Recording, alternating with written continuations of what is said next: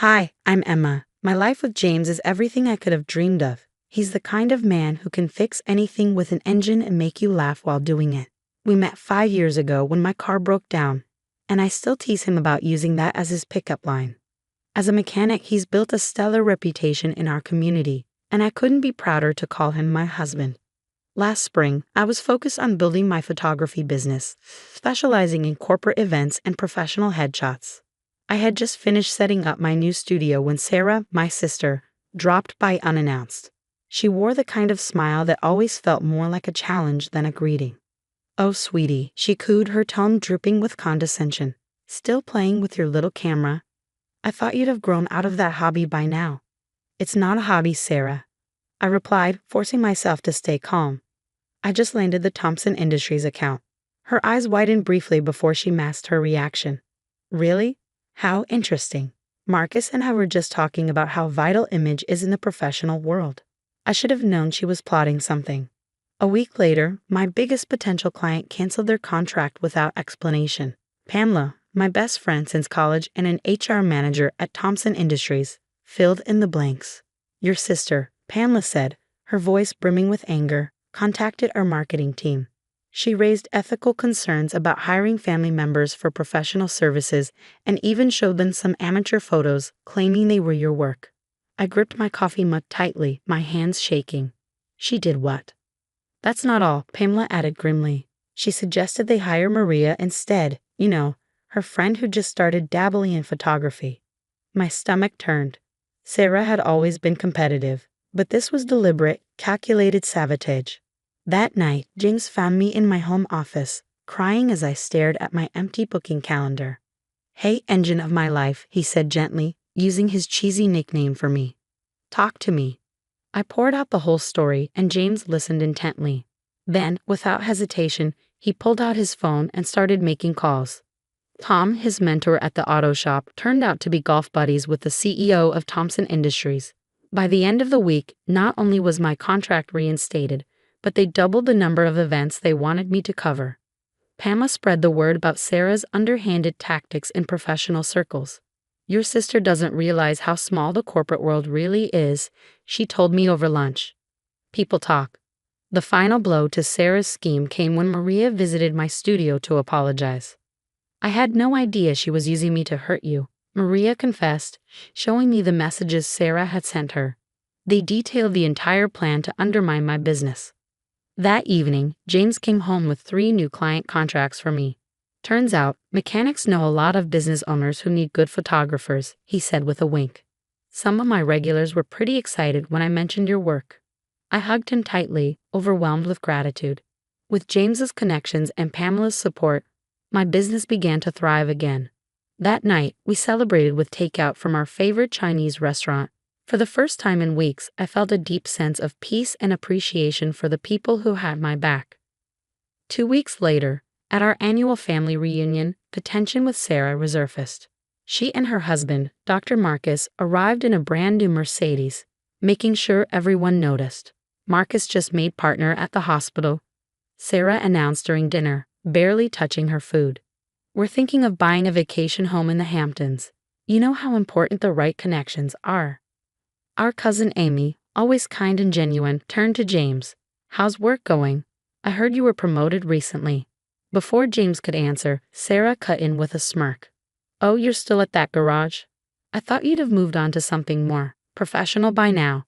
Marcus knows some people in hospital administration. Maybe he could help you find a real career." The table went silent. I watched James's knuckles whiten around his fork, but his voice remained steady. "I appreciate the offer, Sarah, but I love what I do," James replied evenly, his calm voice cutting through the tension. "Being a mechanic is a perfectly respectable career." Before Sarah could retort, Tom, James's mentor and a father figure to him, spoke up from across the table. "James just saved the city bus company $50,000 by fixing a problem their so-called specialists couldn't figure out." Sarah rolled her eyes dramatically. "How fascinating. Speaking of transportation, Marcus, didn't you just get a call about a speaking engagement in Europe?" Dr. Marcus shifted uncomfortably in his chair. "Actually, I had to decline. The timing wasn't right." "What do you mean you had to decline?" Sarah's voice rose sharply. Sarah, perhaps we should discuss this later, Marcus muttered, loosening his tie. The conversation eventually moved on, though I couldn't help but notice Marcus checking his phone repeatedly, his expression growing more concerned with each glance. After dessert, Sarah announced they needed to leave early. Marcus has an important meeting tomorrow, she explained, fishing for her car keys. Some of us have real responsibilities. As they drove off, the sound of their Mercedes making a horrible grinding noise stopped everyone mid-conversation. Moments later, it rolled to a halt halfway down the driveway. "This is ridiculous," Sarah's voice carried back to the house. "Marcus, call our dealer right now." "They're closed, Sarah. It's Sunday evening." "Well, we can't just stand here. Call a tow truck or something." From the porch, James exchanged a knowing glance with Tom, but said nothing. Sarah's complaints echoed in the gathering darkness until James finally called out, "Need a ride home?" He wiped his hands on a napkin and strolled toward them. "I can have someone from the shop look at your car first thing tomorrow." "We are not letting some grease monkey touch our Mercedes," Sarah snapped. "We'll wait for professional service, thank you very much." Pamela, who'd been watching the scene unfold, leaned over and whispered to me, "Karma works fast these days." We left them waiting in the driveway, Sarah's voice growing shriller by the minute as she argued with Marcus about whose fault it was that they'd skipped the car's last scheduled maintenance. Monday morning, the unexpected call came from Marcus himself.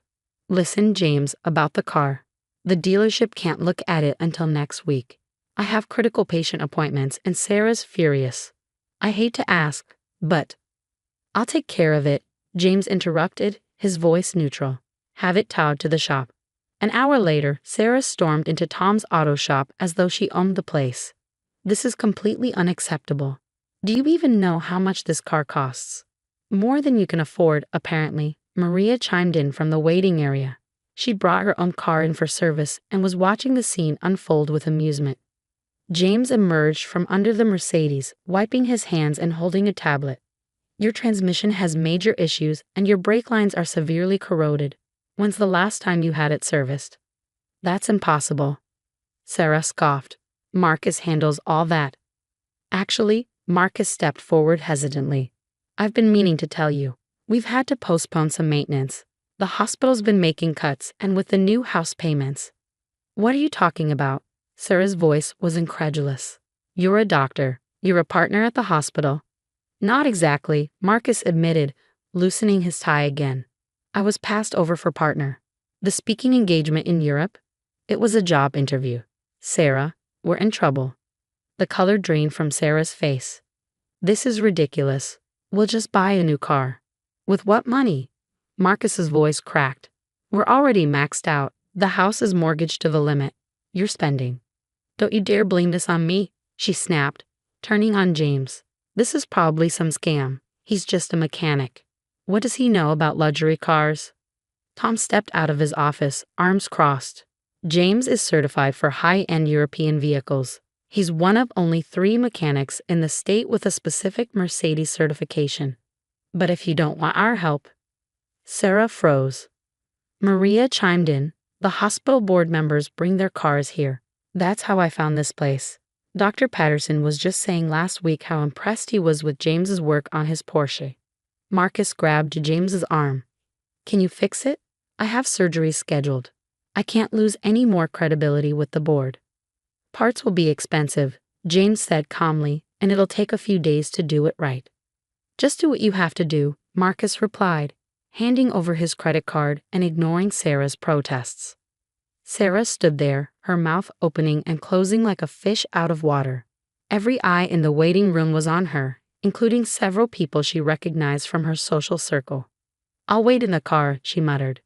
"Good luck with that," Maria called after her. "It's not going anywhere." Over the next 3 days, James worked overtime on the Mercedes, meticulously repairing years of neglect. "The car is just a symptom," James explained, showing me the extent of the damage. "They've been living on appearances. Marcus is a good doctor, but Sarah pushed them into a lifestyle they couldn't afford." Word spread quickly through the hospital's social circle. Pamela called to tell me Sarah had been notably absent from the weekly charity committee meeting. "Everyone's talking about how she lied about Marcus being made partner. The board members' wives are furious," she said. Later, Maria stopped by my studio with an update. Sarah's been calling everyone, trying to do damage control. But you know what? People are more impressed by how James and Marcus handled everything. Dr. Patterson even asked me to pass his card to James. The hospital is looking for a new service contract for their ambulance fleet. The following week, Sarah showed up at our house alone. She looked different. No designer handbag, no meticulously styled hair. She sat stiffly on the couch, her posture as rigid as her expression. "I suppose you're happy now," she said, her voice bitter. "Everything's falling apart. Marcus insists we sell the house, says we need to live within our means. The hospital wives won't even return my calls." "That's not my fault, Sarah." "No, it's not," she admitted, twisting her wedding ring nervously. "Marcus showed me the repair bill. James charged less than the dealership would have. He did good work." Her voice softened, but only for a moment. "I'm not apologizing," she added quickly. I need a favor. The charity committee is organizing the hospital's annual fundraiser, and they need a photographer." "My schedule is fully booked," I replied, keeping my tone polite. "I just hired an assistant to help with all the new corporate contracts. But I heard Maria's available." Sarah stood, smoothing down her off-the-rack dress. "Right. Of course, I should go." I watched her walk to her car, now an ordinary Toyota, and drive away. Moments later, James pulled into the driveway in his work truck, the hospital's new service contract logo freshly painted on the side. "Tom's letting you manage the hospital account," he grinned. "We're hiring 2 more mechanics to handle the workload." That evening, Pamela and Maria came over to celebrate. We sat in the backyard, enjoying the simple pleasure of good friends and takeout pizza. "Did you hear?" Pamela asked, taking a sip of her drink. "Marcus finally stood up to Sarah. He's taking that position in Europe, said they need a fresh start. Sarah has to either go with him and live on a regular doctor's salary or stay here on her own." "Sometimes people create their own karma," Maria mused. "All you have to do is let them." James squeezed my hand as we watched the sunset. We didn't need expensive cars or vacation homes. We had something far better: respect, honest work, and people who genuinely cared about us. In the end, that's what truly matters. Have you ever dealt with someone who looked down on your profession or life choices? How did you handle it? Share your stories in the comments below. I'd love to hear how you stood your ground and stayed true to yourself. Don't forget to like and subscribe for more inspiring stories like this one.